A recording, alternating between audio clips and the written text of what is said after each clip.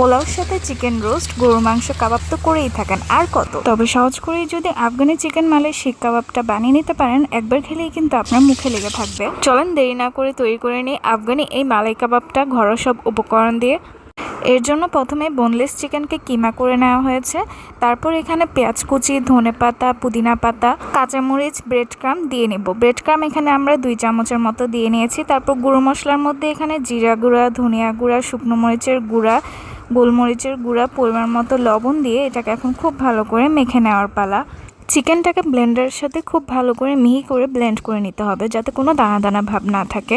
চিকেনটা যতই স্মুথভাবে পেস্ট হবে, কাবাবগুলোও ঠিক ওইরকমভাবেই সুন্দর করে বানানো যাবে। সাথে ফ্লেভারটা আরও ভালো আসার জন্য এখানে 1 পিসের মতো লেবুর রস খুব ভালো করে চিপে দেওয়া হয়েছে। এখন একটা কাঠির সাহায্যে হাতে একটু তেল মেখে নিয়ে তারপর কাবাবগুলোকে এভাবে একটু একটু করে নিয়ে এভাবে করে শেপ করে দিব।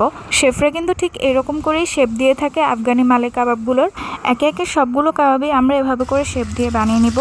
তেলটা একটু গরম হওয়ার পরে আমরা আমাদের ফ্রাই প্যানে কাবাবগুলো একে একে সবগুলো দিয়ে নিব। তারপর 3-4 মিনিট পর কাবাবগুলো হয়ে গেলে এগুলোর এক পাশে আমরা উল্টিয়ে নিব।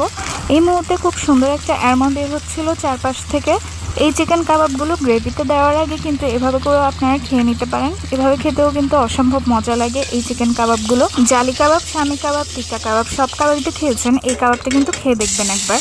এখন গ্রেভিটা রান্না করে নেওয়ার পালা। সেজন্য এখানে ঘি দিয়ে, গরম মশলা দিয়ে, তারপর পেঁয়াজ বাটাটা দিয়ে নিয়েছি। তারপর একটু ভেজে নেওয়ার পরে এখানে আদা বাটা আর রসুন বাটাটা দিয়ে নিয়েছি।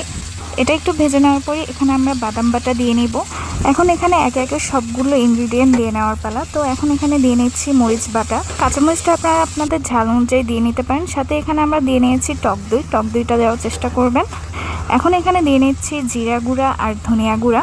এই বেসিক রান্নাটা কিন্তু যে কেউই রান্না করতে পারেন।